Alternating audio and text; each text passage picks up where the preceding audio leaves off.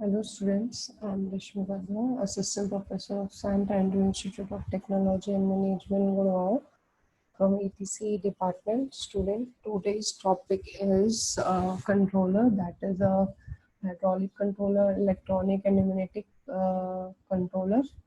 So, and just their introduction is in your syllabus. So first we will do hydraulic control system. What is this? Basically, hydraulic control system is in a control uh, is like that. The controlled movement of the part of controlled application of force is a common requirement in the industries. And when these operations are performed mainly by using electrical machines or diesel, petrol, and steam engines as a prime mover, the specially designed enclosed fuel system can be provide both linear as well as rotatory motion.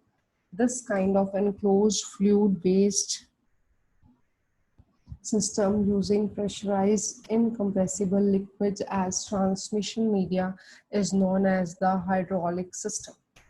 Basically, what is the principle behind the hydraulic system is a Pascal's law. Students, you know about the Pascal's law. It is in F2 into A1 is equals to F1 into A1 into A2. That is F is a force and A is a area.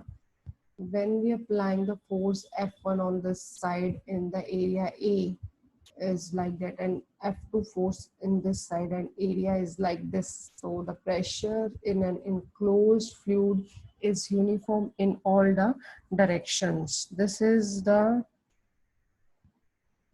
Uh, this is the hydraulic system or working principles of Pascal's law. That is a hydraulic systems work on the principles of Pascal's law. So what are the component of the hydraulic system? So the major component of the hydraulic system is prime mover, pump, control valves, actuators, piping system, fluid. These are the major components. So other supporting components includes filters, strainers, storage tank, heat exchanger, pressure gauge, sensor, protective device, control device, accumulators.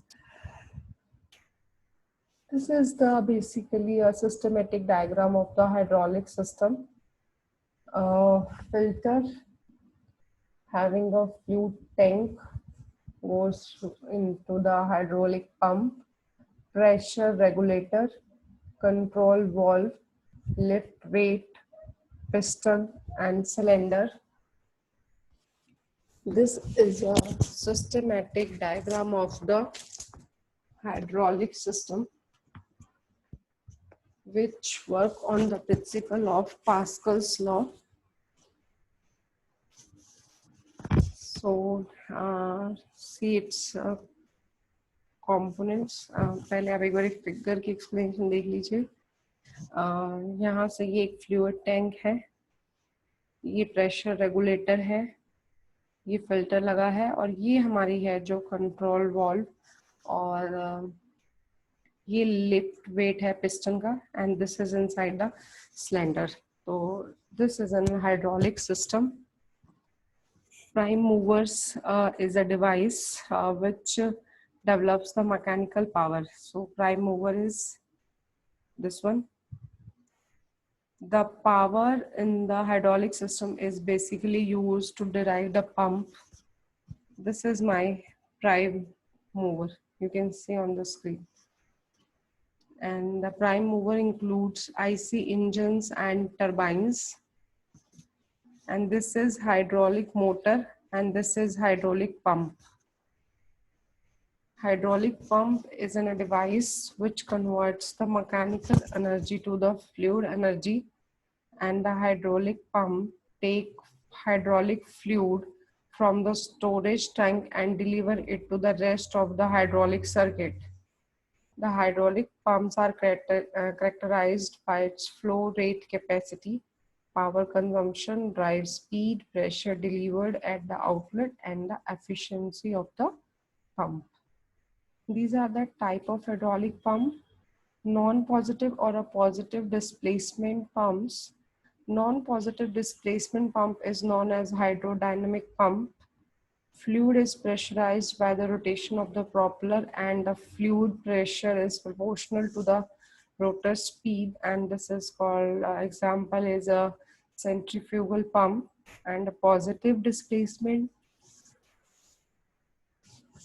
pump is, these pump deliver a constant fluid volume of fluid in a cycle, used in most of the industrial fluid power application.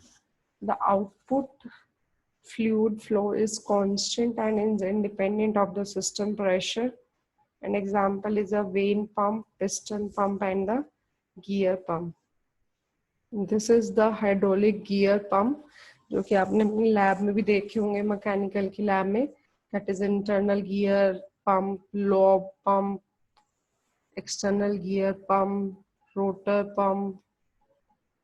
So up to this is in your syllabus. What do you mean by hydraulic controllers, electronic controller, or pneumatic controllers? So come to the electronic controller. Many of the devices used in the home or the industry require an electronic control system so that they can operate correctly. So the example of the control system, example for the electronic controller, that is what bathroom toilet tank, refrigerator, or a AC, geyser, automatic iron, automobile. These all are control systems. These are our day-to-day life aspects, and through which life is affected less or more by some control system. A control system is an interconnection of the components forming a system configuration that will provide a desired response. So what is the requirement of a good control system, or you can say an electronic control system? It's sensitivity, accuracy, noise, stability, bandwidth, and speed. Accuracy is an error detector should be present in the control system to increase the accuracy. Yes, her control system में पास error detector present है. Sensitivity, it should be sensitive to input signal only. Noise, control system should be able to reduce noise effect for better performance. Stability, a system must be able to remove offset. Bandwidth should be large as possible as for the frequency response. And speed, this is the time taken by the control system to achieve its stable output. And types of the control system हमने पढ़ा. These are the electronic control system जो हमने पढ़ी है सारी. Open loop control system and a closed loop control system. Open loop control system are the system in which the output has no effect on the system, and having no feedback system. Without feedback system is open loop control system. Block diagram is this one. There is a controller actuator process having a input and output. This is an open loop drying system. Desired input, actual dryness, heating element, clothes, timer. This is an open loop drying system. When operator would set a time to say 20 or 30 minutes, at the end of 30 minutes, the dryer will automatically stop and turn it off. Even the clothes are still wet. This is a closed system because कोई feedback नहीं मिला. But when we are taking these are the examples for the open loop system. ये हमने first और second video में भी पढ़ा था, open loop system and closed loop system. TV remote control is an example of open loop system. Microwave Oven is also a system of open loop system example. Advantage of open loop system is simple in construction and design, economical, easy to maintain, generally stable, and convenient to use as the output is difficult to measure. Disadvantage is they are inaccurate, unreliable, and change in output cannot be corrected automatically. Now come to the closed loop control system, in which the output has an effect on the input quantity in such a manner that the input quantity will adjust itself based on the output generated. So this is the closed loop system, that is called a feedback control system. Comparator, desired value, controller, actuator, process, and from the sensor. This is the measured variable, feedback path, error signal, controller, and this is the control device. Example for the closed loop drying system is error is equals to required dryness minus actual dryness, that is the error. And for example, if the clothes are too wet, the controller may increase the temperature or drying time. Likewise, if the clothes are nearly dry, it may reduce the temperature or stop the process so as not to overheat or burn the clothes. So this is an open loop control system and a closed loop control system examples. But ये हम open loop और close loop control systems जो है अपनी first unit के starting videos में भी कर चुके हैं. Their differences and their examples. So what are the advantage of closed loop control system? These are more accurate even in the presence of non-linearity, highly accurate as an error arising is corrected due to the presence of feedback signal. Bandwidth range is large. Sensitivity of the system may be made small to make system more stable. This system is less affected by noise. So next is a pneumatic controller. Basically, a pneumatic controller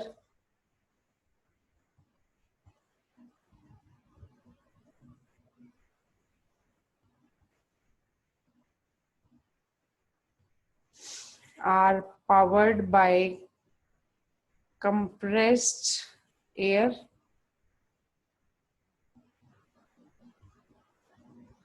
and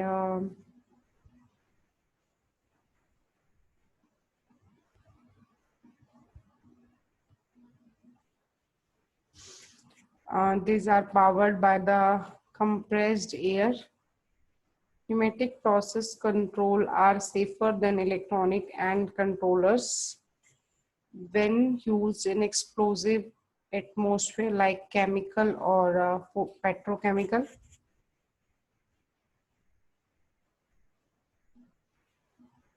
Next is a closed loop control system. There is a controller and a flow transducer is taking an example. Controller, actuator, measuring device. SP is a set point, PV is a process variable, and E is an error when there is a difference between the desired flow and the actual flow. Now the pneumatic controllers is like flapper nozzle, volume booster, and a force balance principle. Flapper nozzle is like that. This is a supply pressure. There are the restrictions, output pressure, and this is the flapper. This is the arrangement. And the heart of all pneumatic process control devices is a device to convert a small displacement into pressure change. This displacement is based on the flapper nozzle. This is the P1 and P2 pressure. when pressure blows like that, and there's a spring, and through this is supply pressure. This is a differential pressure transducer. And volume booster. This is the block diagram for the volume booster. There is a signal, supply, air, amplifier, vent, and output. This vent is like this, having a supply, input, output, diaphragm, output, signal, ball, valve, needle, valve, unity gain. Okay. And this is the gain twice. When you want twice of gain, then the system diagram is like that. Now come to the volume booster. When pressure given as input, then linearly related pressure as output is obtained with an ability to supply a large volume of air. Next is a force balance principle. Example is air relay. Signal from the flapper knowledge. This is vent and this is supply. This is my diaphragm and you will get the output from this. This is my range spring. Valve stem rises to vent and lowers to pressurize. Then an increase in input signal causes air to pass from the supply to the load, while a decreasing input signal causes air to vent from the load. This is the balance principle concept. There is a pressure P1, P2, zero spring, restrictions, supply pressure, signal, air relay, output, and K into P1 minus P2 plus KC. K and C are the constant.